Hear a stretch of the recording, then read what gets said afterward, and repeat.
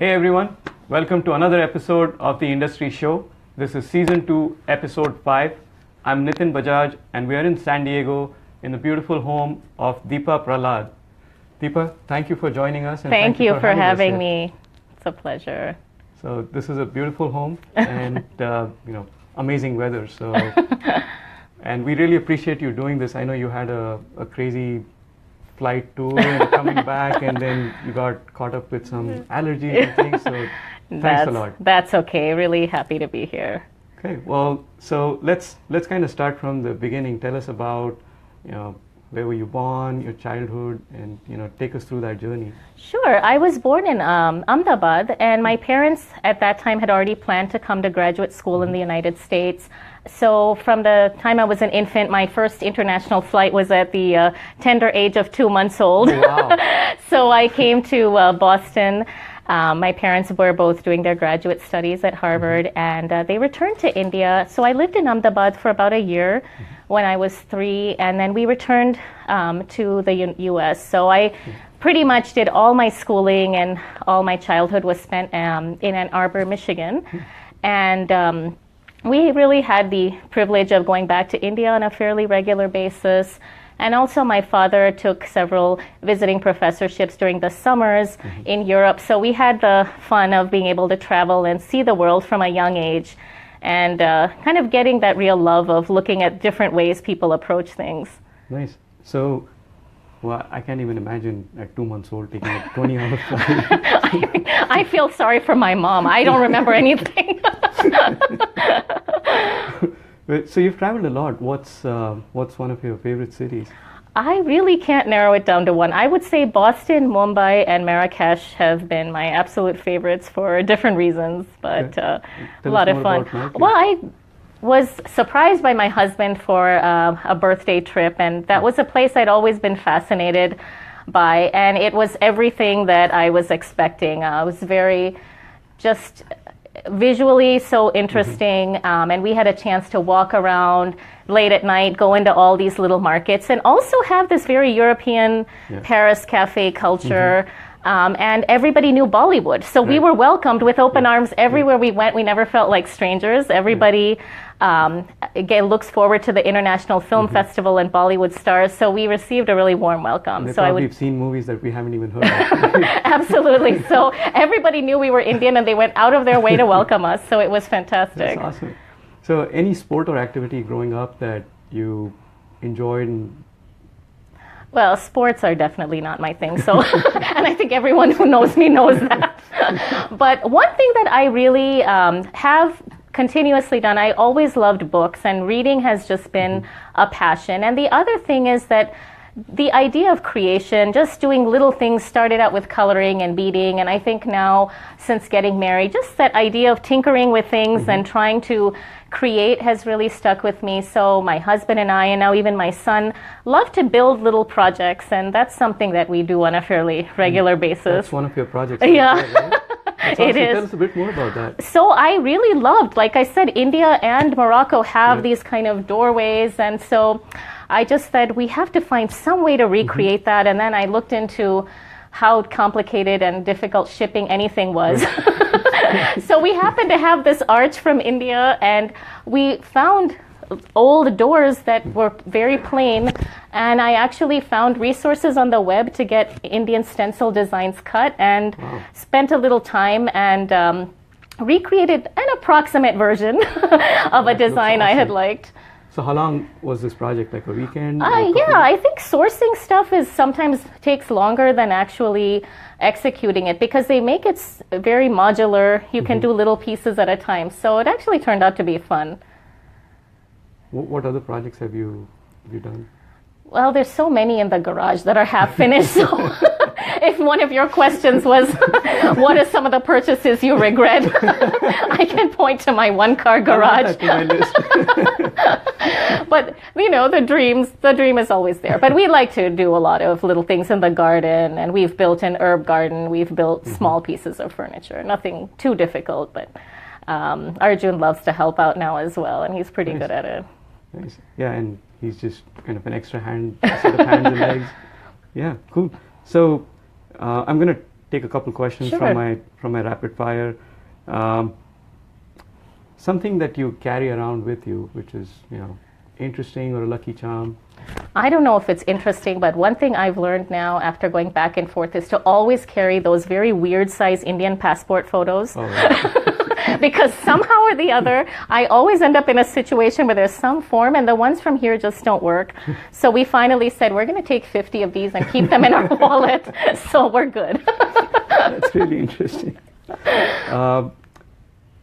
If you were running for office, what would be your quote or your punchline? Get him out.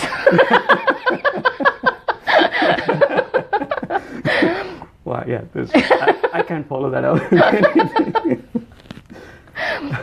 So, growing up, what was your favorite, like a character or a book maybe from a TV series or a cartoon? I think very early on, I started reading a lot of biographies as much as fiction books. So I think that reading about the backstory and the life story of a lot of people who have made an impact on history was something I did very early on. And I can't even really point to a single one because I think that trying to understand that what the journey is for people, but definitely characters that I spent a lot of time trying to understand were people like Gandhi, because being from Ahmedabad, we traveled to Sabarmati Ashram, Martin Luther King. I think people who made a social change, or those were things that I've always, continued to try and learn about. Okay, so coming from that to what you do now, you're an author, you're a consultant, you're also a social innovator. Tell us more about what do you do? Well, I think one of the things that has always been the case until recently is that people have tended to think that the social impact is really more in direct help, in charity. And I think that even if we look at the people in history who have been social innovators, like Andrew Carnegie with public libraries, there has been an innovation process behind that. They have had to question assumptions. They've had to look very deeply at why things are the way they are. And I think, if you look at India's history especially, you really see that even the people who were trying to look at impact were innovators. I mean, the idea of Indian independence was there for 100 years before it happened. Right.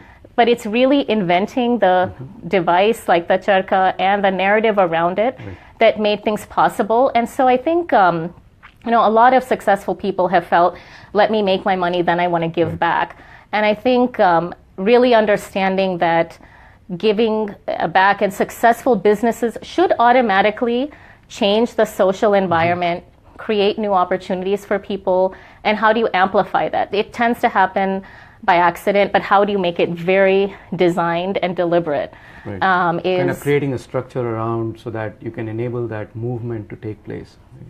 And also when you give people very aspirational products and services and they change their own behavior, you will create the space for social change to happen, for conversations to happen.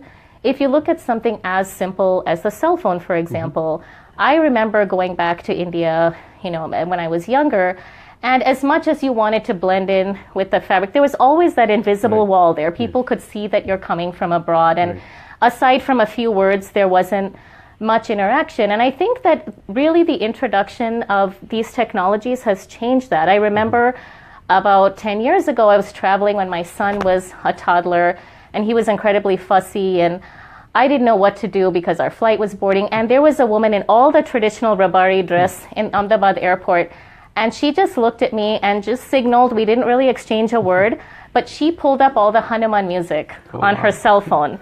And my son recognized it because he had seen it here, and he started dancing Calm Down before we boarded the flight. And that was so powerful to me because, first of all, she wasn't looking at me as a foreigner. She was seeing me as a mother. So there was that connection.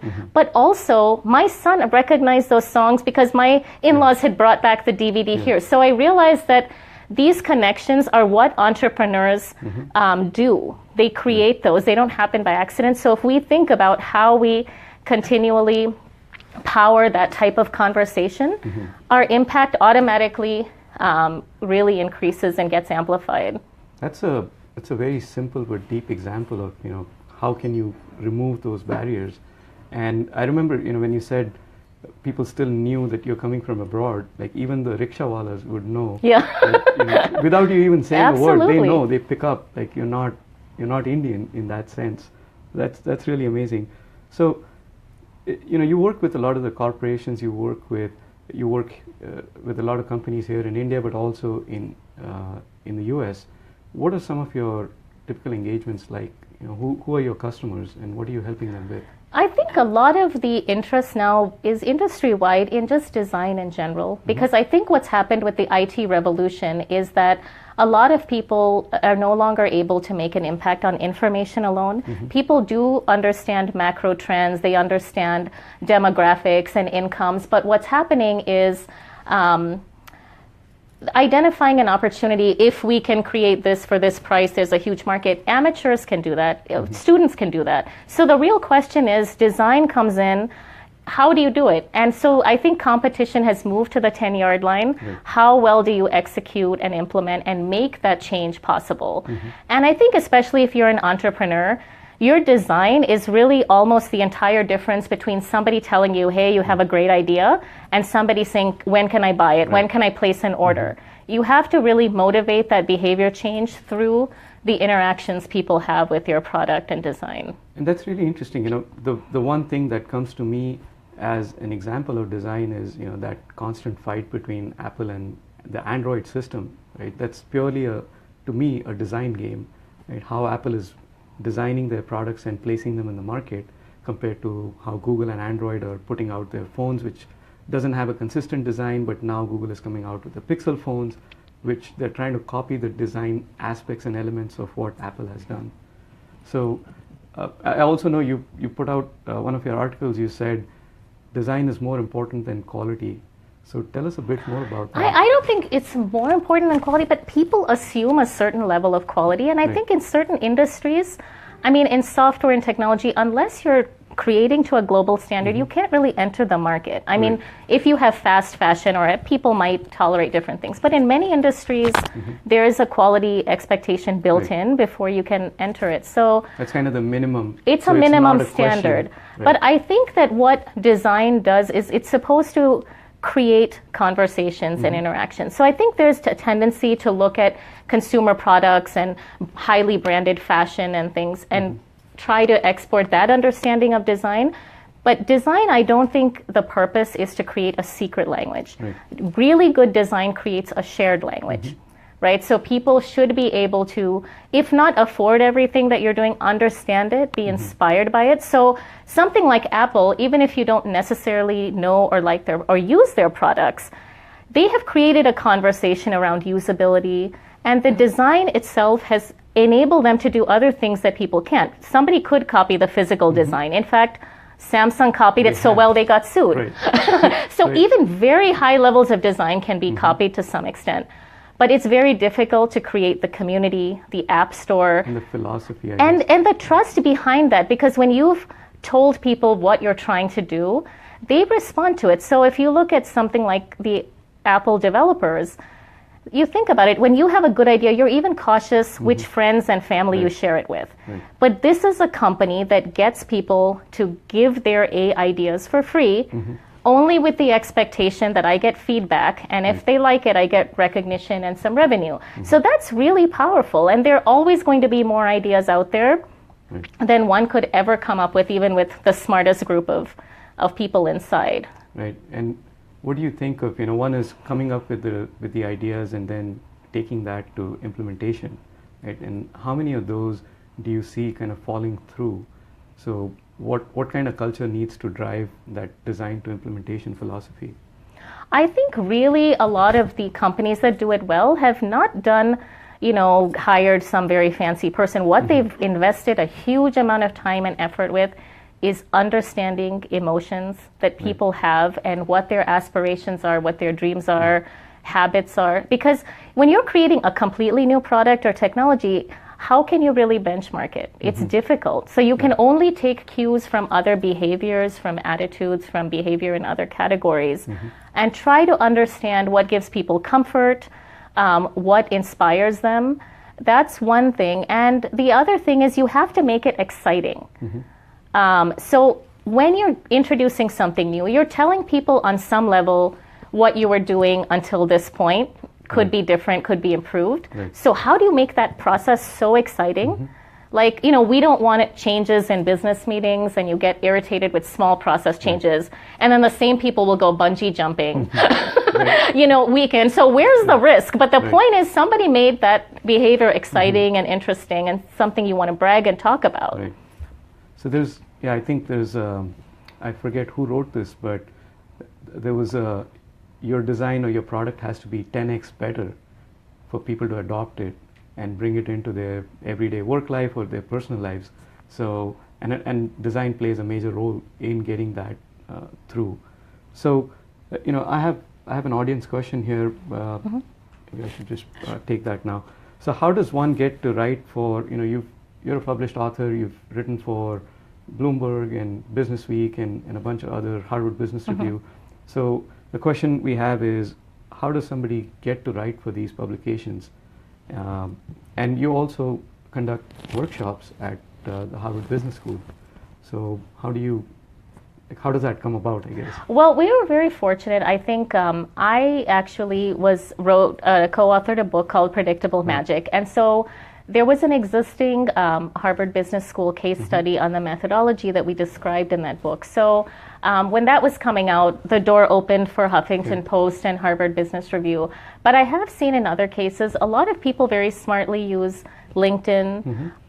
They actually approach people they admire and say, these are my ideas, would you be interested in doing a joint piece? And if you do it that way, usually you have to be a second author. Right. That's a great way.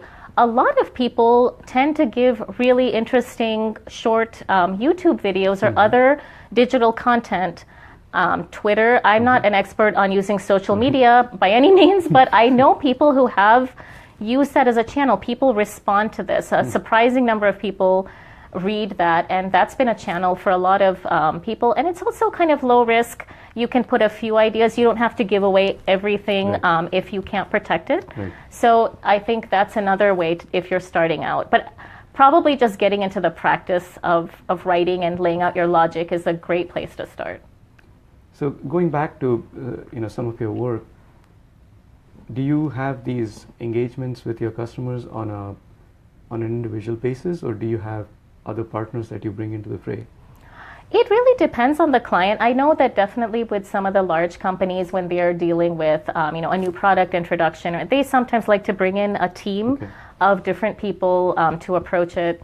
The engineering side. They have usually their own internal teams presenting alongside. So I've worked that way in many companies. And as far as speaking engagements, I'm generally doing that on my own or as part of a conference. Do you have to go out and look for partners? Like, is there if you have, I guess, an engagement and it needs some other additional people to come in, how do you go about looking for partners then? Again, I think that, on the nature of the project, this is where I think entrepreneurs and everyone need to just really be self-aware and be able to tell clients. A lot of my work comes in through referrals. People see a speaking engagement or something and they approach. But if what they want is, somewhat more involved or complex, if they want, some random thing that I don't know how to do, I have to tell them right away, this is what I can absolutely do. This is where we might need someone. So sometimes they help source. Other times, I do have a lot of friends doing interesting things, fortunately, and I said, well, if you need a recommendation, I can help you, but you please vet them and see if that suits your needs. So tell us something about your work in India. I know you're involved more in the social innovation aspect of it. So, and there's some really interesting work that you're involved with. So tell us a bit more about that.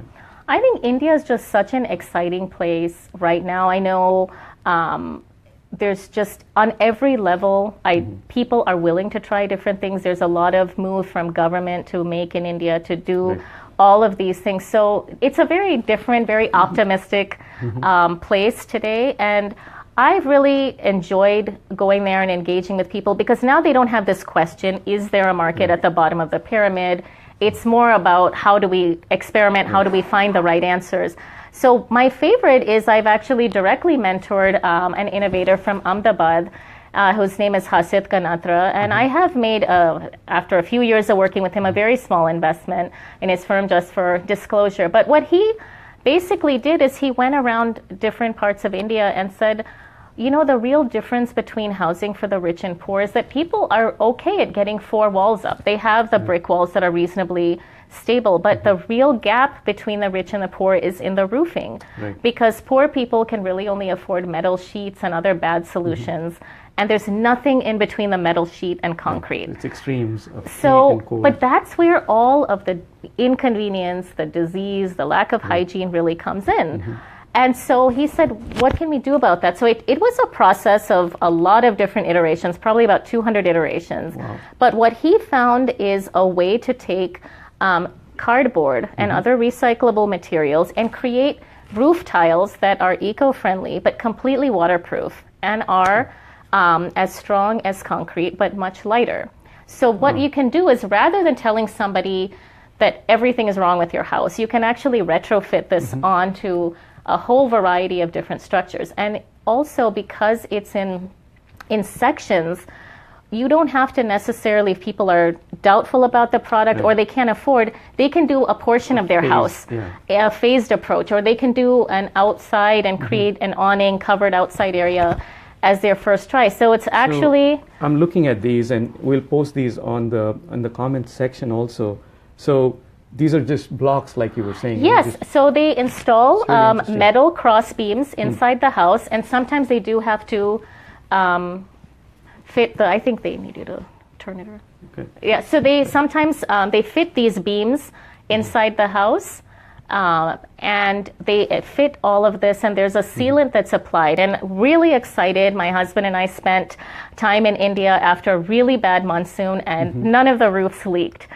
So it was right there. pretty exciting. But more importantly, I think, you know, the whole emphasis in Silicon Valley rightly is about how do you have an ecosystem. And we tend to think that the ecosystem is something that needs to exist before we can be innovative.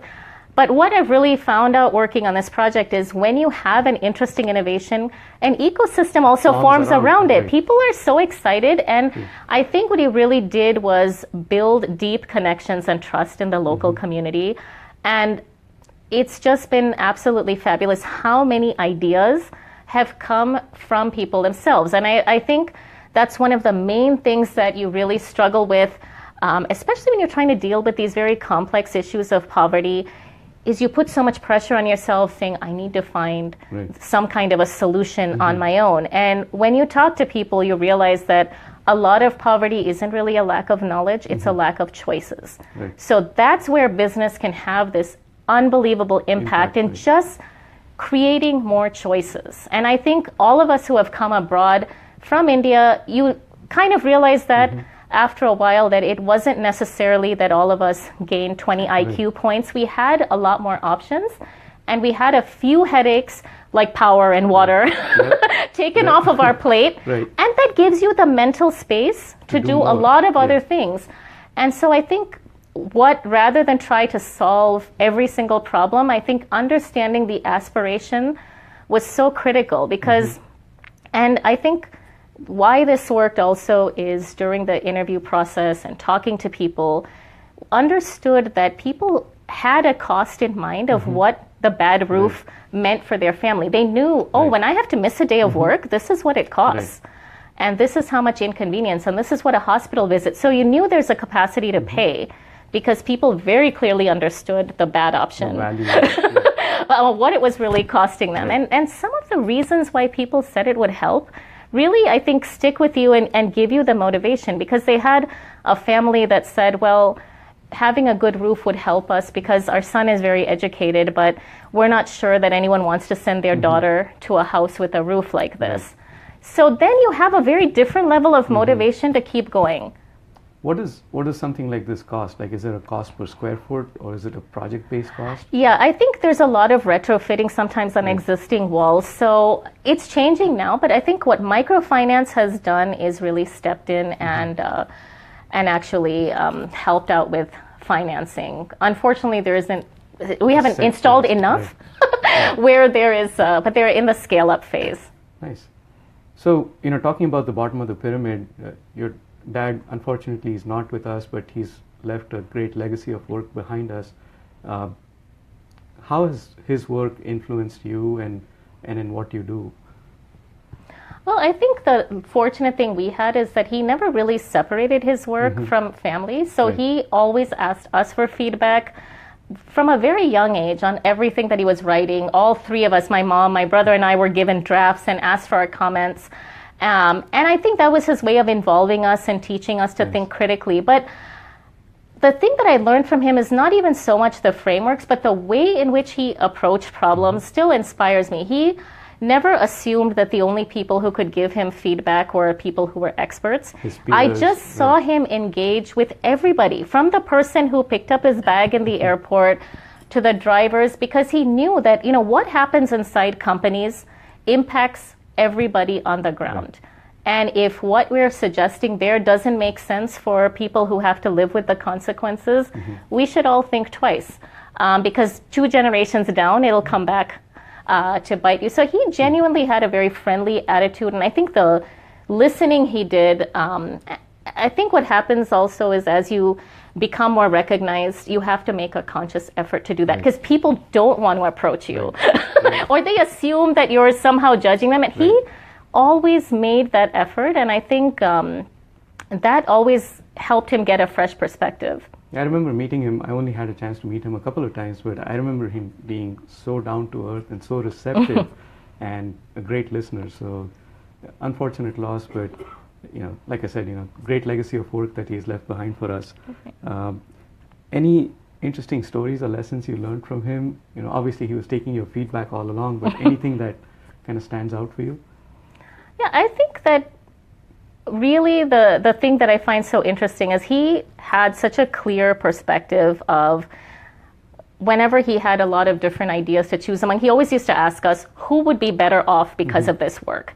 Because as you get more notoriety, as people start reading your books, you get approached to do a lot of different things. And it's hard to understand where you can make an impact. So he always had that very simple question. And he said, maximize the number of people who would be better off. Don't look at only who's going to pay you the most on this particular day. Of course, that has some importance as well. But really think about big problems, because little problems will be solved by a lot of people. But think about how you can really make life better. Focus on the impact of that kind of I can see that in the roofing project. Yeah, right? I mean, it's like a huge problem. And then you're like, it's not limited to India, right? If this goes well, we're already getting inquiries at such an early stage. Africa, yeah, so many countries that could benefit directly from that. How has your Indian ethnicity helped you or influenced you, I should say, in your work? I think just being Indian, you have, in my view, 2 really huge assets. One is you are forced to think about extreme forms of diversity on every level, cultural, economic, religious, and you have to come to terms with that. And I think because of that, a lot of really interesting Indian companies today, they're not firmly in one sector or the other. It's really only Indian brands that are speaking to this full spectrum of people, whether it's, and even the really big ones, like Tata has a Nano and they have a Jaguar. Yeah, even the economic spectrum. Because of the reality of what India is. And I think the other thing that's interesting about being Indian is you don't have the capacity or the freedom to just say, I'm going to worry about my next quarter. You get drawn into 4,000 years in the past. You have to think about way into the future, and managing the present as India has moved into a middle income country is also so complex, because you're dealing with malnutrition and diabetes at the same time. And so the aspirational crowd, right? Which has so much disposable income. So you have to think much more broadly in terms of time, and I think the other huge advantage that Indians have is, as much as we've embraced the idea of individual excellence and studying, there's always that community aspect that's in the back of your mind. And I think even in technology and all these companies, ultimately what you're trying to do is create community. That's the one thing we have, and the one thing we've understood and never lost track of. And I think tapping into that is also very powerful. Okay. So what's the one thing is the most exciting thing in your life right now? I think think the excitement now is, I spent a lot of time in libraries like a geek when I was younger, and you think you have to have the perfect answer, but now I think the mindset and the problems itself that business are trying to address don't have any set answer. There isn't a precedent you can look to. So the exciting thing now is being able to just get your hands dirty and try something and try to experiment. And that's been the real capacity, I think, of India going forward, of people here, great companies like Apple inspiring people. So it's so exciting for entrepreneurs to say, let me give this a shot. The value of expertise has gone down and the importance of experimentation has skyrocketed. And that's exciting. Going from expertise to experimentation. Yeah, I mean, you have to learn. I mean, they always used to tell us when we were growing up, make sure you study, you're only going to look good for a certain number of years and everything else will leave you other. But you know what? I mean, and you're in Southern California, you're like, wow, people can get injected with all kinds of things and they can look good for a long time, but to be considered smart, it's getting shorter. So you have to really embrace learning. Well, there's only that much space. You're squeezing your brains out at some point. So any books or new projects that we should be looking forward to? Yeah, I am actually deepening my involvement in a few of the organizations I'm working with. One is called Arogya World, where we're basically trying to understand how to stem the tide of non-communicable diseases like cardiac failure, cancer, diabetes, things that can be managed with lifestyle changes and using technology to create the awareness and programming around that. India has always historically been an infectious disease emphasis, and that's really changing with economic growth. So we have programs for workplace, for schools, and for just the general public through text messaging. And so we've had a lot of good feedback. We've shown some clinical results we're able to do about 15% behavior change, which is very unusual for a mobile health app. And so we're really looking now closely at ways to increase our impact. And another initiative that I'm giving a lot of my time to is the University of Michigan created a CK Prahalad initiative, which is continuing the research that was in the bottom of the pyramid book. And so we've had really interesting projects come through where students are going out and really researching and understanding how to do all kinds of things. Now it's not really dealing with abject poverty, but they have clients like ICICI, Mahindra, the Unique ID was a client. So people are coming in and saying, what can we do, not just for the bottom of the pyramid, how do we look at wealth management in India differently? How do we look at organic produce and some very interesting medical devices? How do we look at all the distribution, marketing, branding strategies around that? So that's also been really exciting. And my mother and I travel back to Ann Arbor every year to see the student presentations. So I feel good that a legacy is being continued in his university as well. That's great. Any thoughts on philanthropy? I mean, we just kind of talked about some things, but what do you think in terms of what us as Indians are doing and should be doing in that space?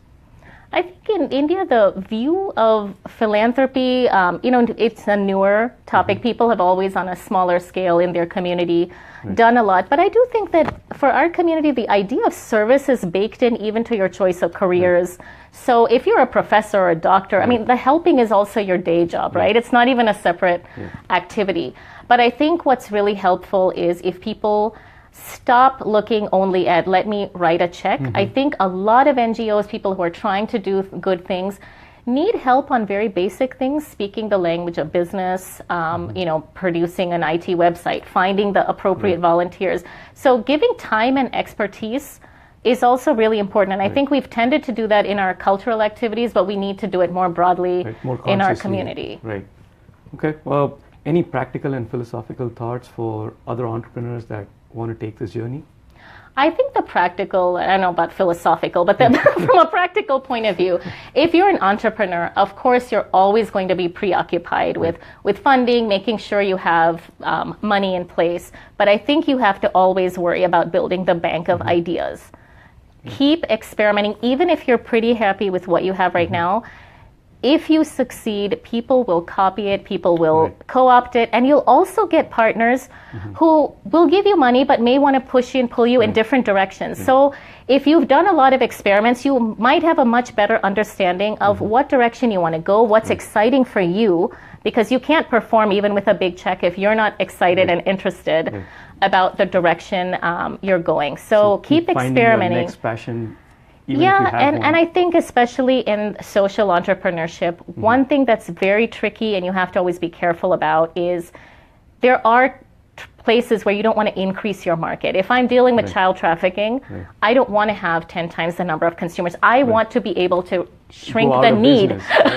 I want to be able to say, I helped enough people that this is not a problem anymore. Or it's just, I've thrown it underground and it's going to need limited interventions. And that's very difficult for a lot of people to come to terms with. Sure. We have another question.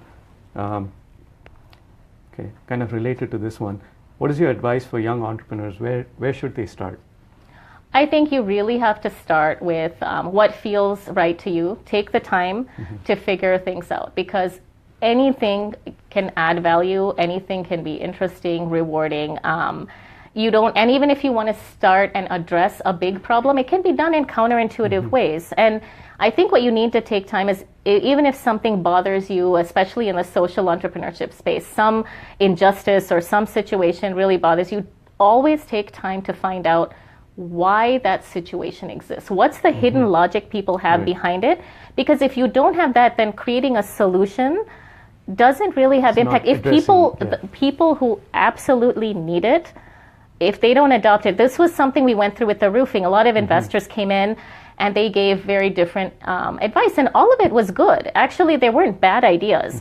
But I finally said, wait a minute, people like me are not the customer. I can have an opinion, but you know what? It's not going to go on my roof. So the only opinion that matters at this stage, now that we know it works, is the opinion of the person who has to put it on their roof. Are they going to pay for it, and how much? And are they going to feel good about it? And are they going to have the chai party right under their roof the day it's installed because they're so excited?